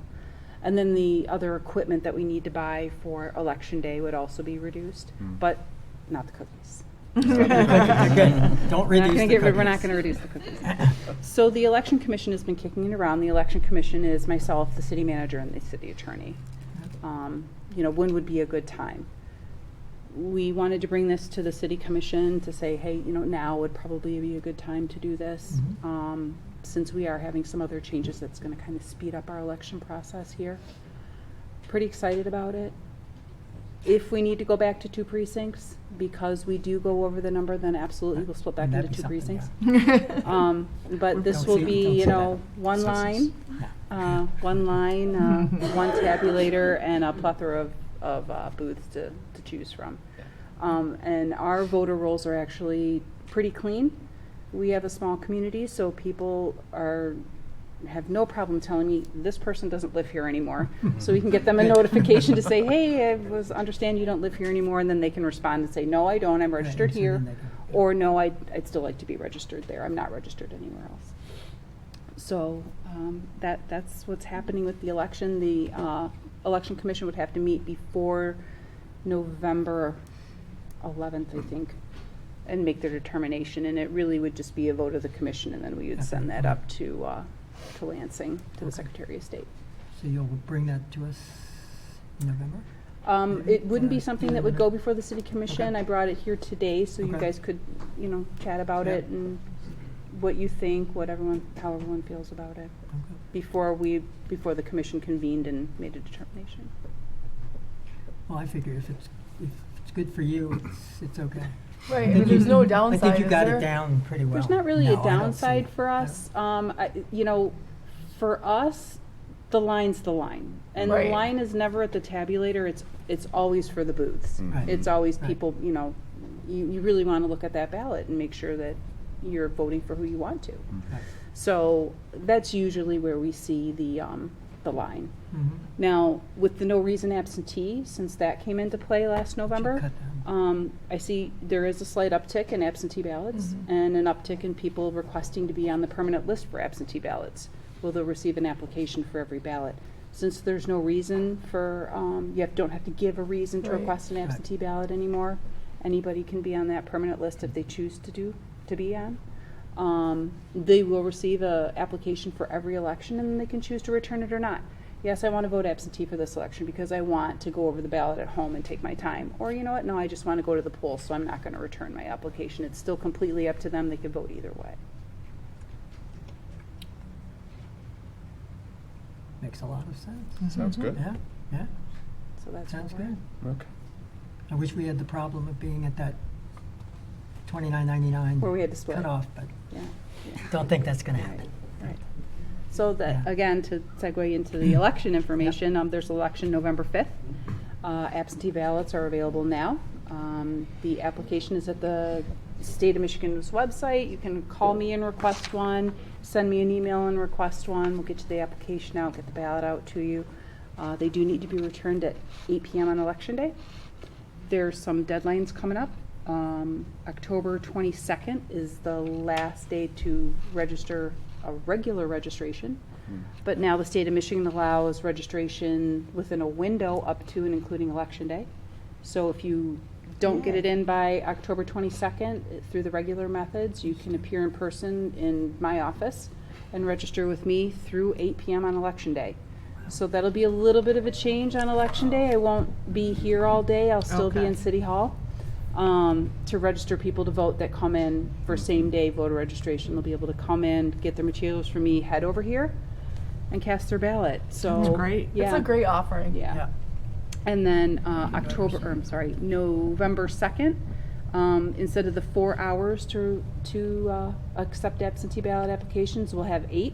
So it'll be 9 to 5 at City Hall. If you need an absentee ballot, we'll be there for that day for the 8 hours to do that. And then if a situation arises where you are getting called out of town on Election Day and you haven't applied, you still can come in until Monday, which is the 4th, until 4 o'clock and get a ballot from me. Unfortunately, you have to vote it in the building. You can't take it with you, but you're welcome to come in and do so. Great. And then, like I said, this will be the first one with the electronic poll book. There is a swipe apparatus with that poll book. If you present your driver's license, the election inspector will swipe it, and you'll be automatically added into the poll book. If you don't bring your driver's license with you and you have other acceptable form of ID, the election inspectors will be able to add you that way too. Great. Is there still a paper? There still will be a paper poll book. You always want to back up just in case. So there will still be a paper poll book. And that'll be for every election. It won't just be for, while we're getting used to the electronic. It's just good to have that just in case because you don't know. It is a fully encrypted flash drive, so I think the only person right now that has the password is my deputy clerk. I don't even have one. Yeah, it's a pretty interesting system. We're excited about it. And, next phase. Should be good. Cool. Interesting. And if you haven't seen the Ridger, the first 2 pages have extensive information on the election coming up, the 2 commission positions, the library millage renewal, and the Oakland Community College millage renewal. So it's those 4 items will be on the ballot. So we encourage you to come and have a cookie, right? Absentee, absentee's okay, but it's much more fun, the camaraderie up at the community center. You get a right? sticker in with Yeah, your ballot. a sticker So and you all still that get the sticker, stuff, so. but no cookie. That's very true. That's very true. And you can't, yeah. And I'm not even going to go up against Huntington Woods this time. We'll wait till November of next year for the. Good idea. Any other items? Not related to an election. Okay. All right. Do you want to wait until after the city manager's report? Or do you want to? You've got the floor, right? It's just one piece. It's Okay. not related to an election. Okay. Oakland County Sheriff's Office will be doing the Coats for Cold program again this year. There'll be a collection box here at the Recreation Center and then over at City Hall. That will be the entire month of November. I think they're dropping off the boxes on the 25th of October, but it'll run through the week of Thanksgiving. So if you have something and you feel the need, you can bring that in and just leave it in the box, and they'll come and pick all those up, and Sheriff Bouchard and his people will be distributing those. Great. Good. Great. Thank you. Okay. Next item is the city manager's report. I just have a couple things. I hope everyone has noticed that the volume and number of construction barrels has drastically decreased in the last week or so. I think our long nightmare summer is over. Except the Woodward Oakland Park Boulevard corner, those crosswalk improvements still remain to be done, and that should be starting in the next 2 weeks, I was told today. So just a little end of season exclamation point on the fun. So yeah, I think that the 696 service drive is functioning well. Once people figure out which lane you need to be in to get on to 696 now, I think it'll work quite well. Using the capacity of the lanes much more efficiently than was in the past when everyone was piling into 2 or 3 lanes. Kevin told you all about the body cameras. We're very happy to have that up and running. And the last thing is, again, yes, leaf pickup begins the last Monday of October. We have had a warmer fall so far, and so one thing I want to be on the record right now is that we, under no circumstances, are going to extend leaf pickup season this year. We did that 2 or 3 years ago. It was probably one of the biggest mistakes I've made since I've been here, because even though you have a warm fall, once you get into December, it can change like that. And a few years ago, we had the same situation as a warm fall. The leaves didn't fall off the trees. We extended leaf pickup season for a week, and then it snowed 7 inches on us. And we had Elm Park, Norwich, Hanover, and Oakdale they had leaf piles all over the place. So the snow plows couldn't plow, residents couldn't park on the street. It was basically a disaster. It was 2.5 weeks before we could get out there. We had to call Huntington Woods to come in and bail us out to get the leaves out of there. We had to get Ferndale to reopen their yard for us to dump them. Brylar had taken all of their equipment because they use snowplow trucks to do leaf pickup. So they had already converted everything over. It was a disaster. So the last leaf pickup is the last week in November. That's it. You can put leaves in yard bags out until December 17 or 16 for your regular weekly compost pickup. So if the leaves fall late, you're going to have to bag them or mulch them or get them in the spring. But don't burn them. Don't burn them. Don't burn. But I just, so having all flashbacks to a couple years ago now. That's all I have, unless anyone has any questions on any other things happening around town. Can we have the monthly Woodward Heights update, by the way? I know the police have found out Woodward Heights a bountiful Yes. place. We continue to enforce. I think it's settled into just sort of a stalemate kind of situation out there. I don't know when that's going to be finished. Hopefully soon. It's getting better. It's getting better. Getting. And again, that's a federal aid project that's funneling through MDOT that Ferndale is doing, and those projects always stretch on and take ridiculous amounts of time for, I don't know why, because we never get federal aid like they do. We don't hit any of the requirements that Ferndale meets. So What was the estimate? they said through November. Okay. Well, So a few more weeks and that'll be done. any other questions? No? All right, then let's move on to. Nope, I'm sorry, Oh. one more thing. Oh, yes. The meeting space, we are intending to be back at City Hall for the November meeting. Oh, okay. Okay. All right. It's a construction project, and if you've ever renovated a kitchen, you know. That's our goal, but we'll update the website to let you know if it's going to be here or there. There's a chance we'll be back here next month. This is very nice. I don't. I'm excited. It's a good space. All right. Other business. You want to start? Thank you, Mayor. Yeah, I have a few items here. As many of you know, I'm a member of the United Auto Workers Union, and right now I'm an hourly employee at Ford. Right now, my brothers and sisters at GM are engaged in a negotiation with GM that unfortunately hasn't progressed to the point of agreement. So it's impacting many people, many families in this community adversely across the board. There's been an outpouring of support across the country from different communities, different groups trying to help people who may be without a paycheck for, it's going on a month now, could go longer. Last evening at the Ferndale City Council meeting, they passed a resolution of support for striking United Auto Workers Union members. Like I said, being a member myself, I was really grateful that Ferndale stepped up in this way, and I reached out to the mayor and Jim and my fellow commissioners to see if they would entertain the idea of such a resolution here in Pleasant Ridge. So during other business, I was told it would be a good opportunity to bring this up. So what I'd like to do, I'd like to read the resolution. I'd like to make a motion, and if it's something that this body feels is worthy of support, that we pass a resolution.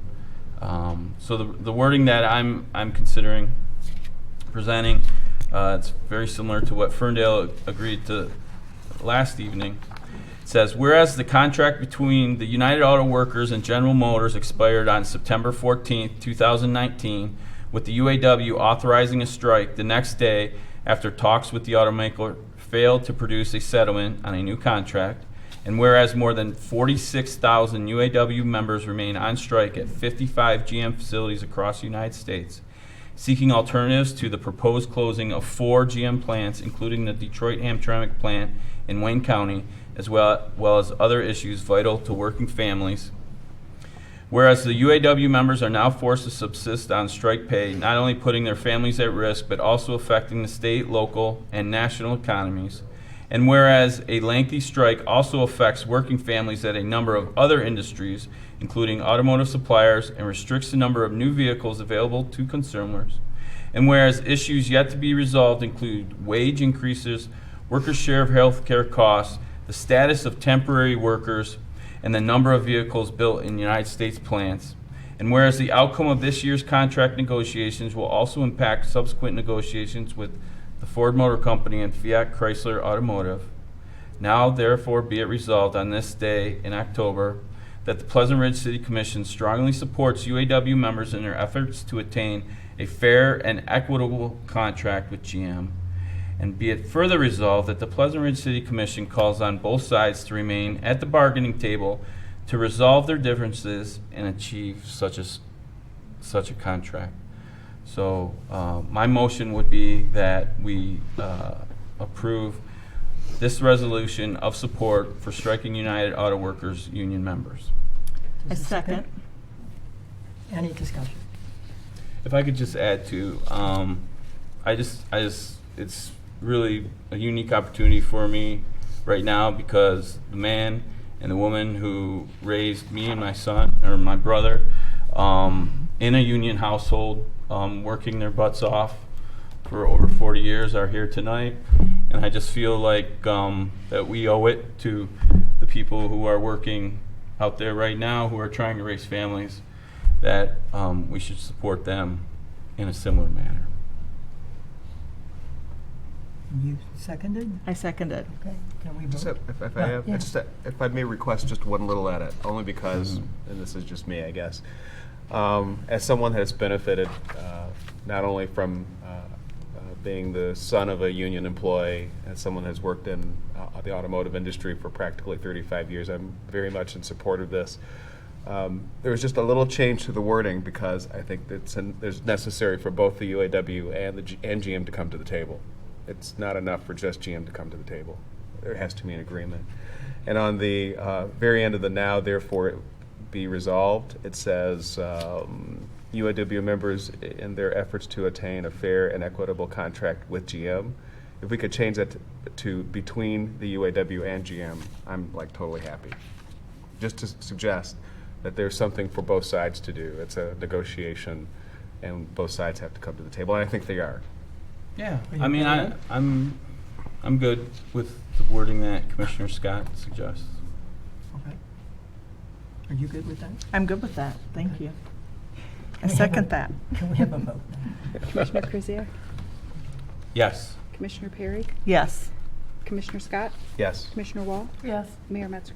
Yes. Thanks for bringing that forward. Thank you, Yes, Mayor. thank you. And Thank thank you. you, Good.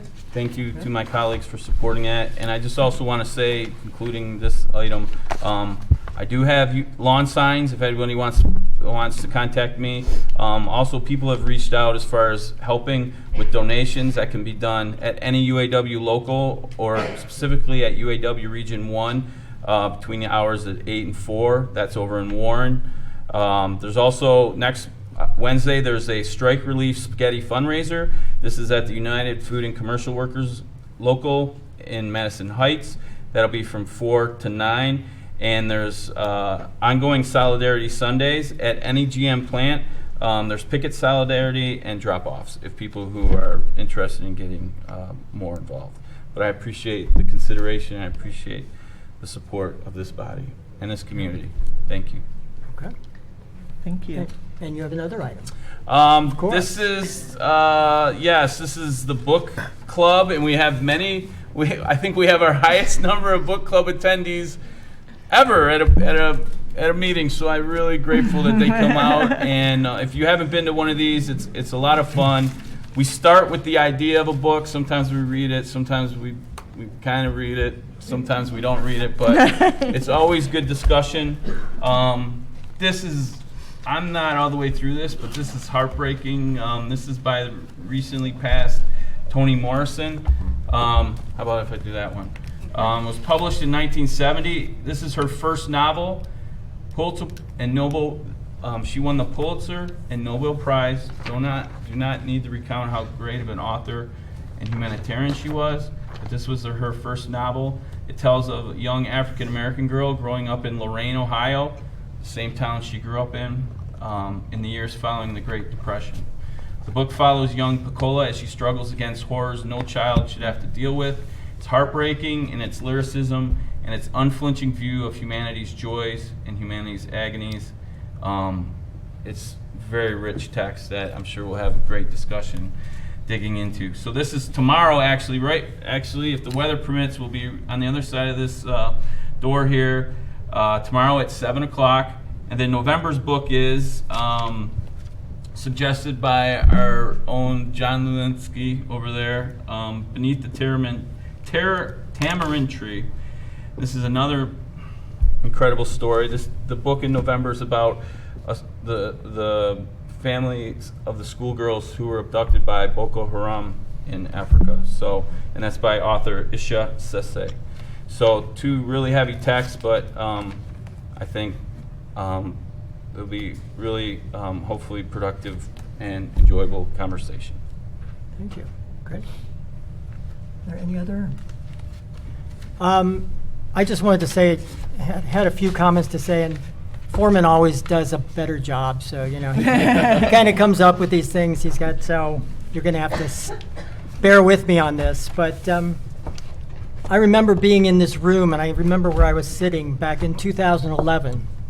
There was a public meeting being held to decide whether we would move our fire services to Berkeley, to leave Ferndale and go to Berkeley. I was at the meeting. There were a lot of people at that meeting, I remember. One of the biggest turnouts I've ever seen at a public meeting. And I remember a young man standing up and speaking eloquently about the importance of staying with Ferndale and keeping the fire services there, and how important they were to the community and how close our communities were together. And I remember that after that man spoke, there were a few other comments, and then the commission voted 5-0 to go to Berkeley. Obviously, that never happened, thank goodness. Other things came down the pike, and we stayed with Ferndale. But that meeting resonated with a lot of people, especially myself and my wife and a number of people who we started talking about politically and getting motivated about what goes on in this city. We were pretty quiet, sitting back and happy with everything that was going on. And we did get motivated. We were very complacent. We became active. And that November, Jason and Ann ran for positions against 2 incumbents, and they beat them. And that was the beginning. They started talking about transparency and openness in government and making information available. At that time, all this information was being handled by the police, dropping it off in people's houses. It never saw the light of day. Nobody ever saw copies of it. It wasn't online. Nothing was there. And these 2 fought the fight successfully and unsuccessfully those first 2 years. But what they did was they got a lot of us engaged in politics. And that November, 2 years later, they got Jay Foreman, Brett Scott, and myself to run. And we all won, which was surprising. It was interesting. But I think really the changes in this community, a lot of the changes that we've seen are due to these 2 people, and especially Jason being one of them. And I just wanted to say I cannot imagine a more dedicated civil servant, except perhaps this one. It's tough one to beat, this one.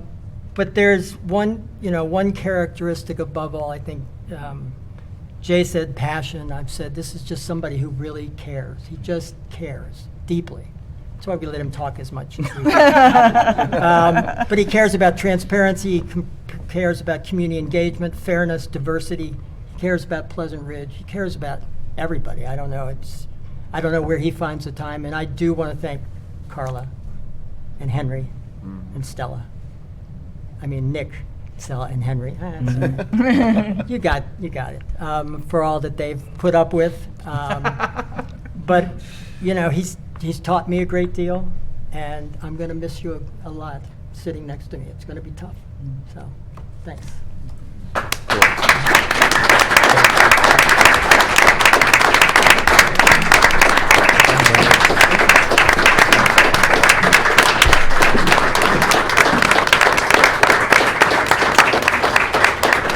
We're all going to get to celebrate him, right, as soon as we adjourn. So, do I have an emotion to adjourn? Mayor, I have one very quick thing. While I don't have anywhere near the talent of speaking that Mayor Metzger, John Ulinsky, or Jason Krzyjak have,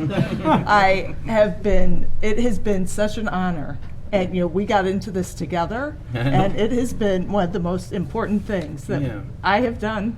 And, I mean, I think it's been very important to the city. Yeah. And I think we've really helped move a lot of things forward, and I could never have done it without you. You carried the weight of all this. There were many things that you did that no one else could have accomplished, and it has been an honor to sit one person over from you, but to go through this. I have to keep them. I know, for 8 years. That's my job. Exactly. And while we don't always agree on everything, it's like we know we're in it together, and what we've done together, I think, has been really good, important work.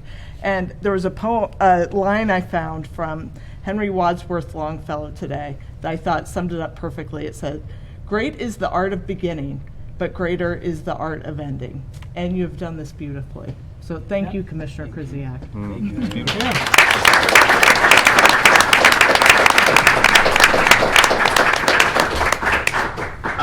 I mean, having Mayor speak about the beginnings back in 2011, when I really didn't even know we had a city commission. None of us did. No. But I have to say, the last 8 years they've been trying. They've been some of the most rewarding things in my life. Balancing that with my responsibility to this community and responsibility to people I love the most has been probably the biggest challenge. And I just want to apologize for the times when maybe I wasn't there, or maybe even when I was thinking of something else, but I always did it with the idea that I was doing an example for my family and my loved ones, to honor the examples that my parents set, and to honor the sacrifices that Carla's made over the years to allow me to do this. So that's where a lot of that energy comes from, is just honoring them and their sacrifices. And I mean, all those years ago, I look back at it sometimes and I'm like, maybe I should have said no. But in honesty, this has been 8 of the most rewarding years of my life. And like I said, getting to know the people in this community, this is a special community. I have this whole list of people I did want to thank, but you all know who you are, and this is a special community. I'm honored that you trusted me to sit up here for 8 years, and I can say with some confidence, I don't think I screwed it up too bad.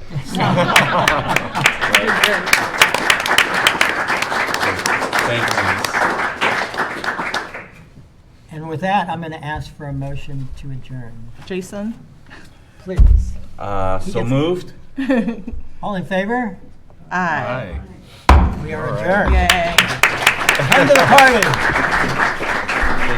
Thank you. Thank you. That's awesome. I might. Two's better than one.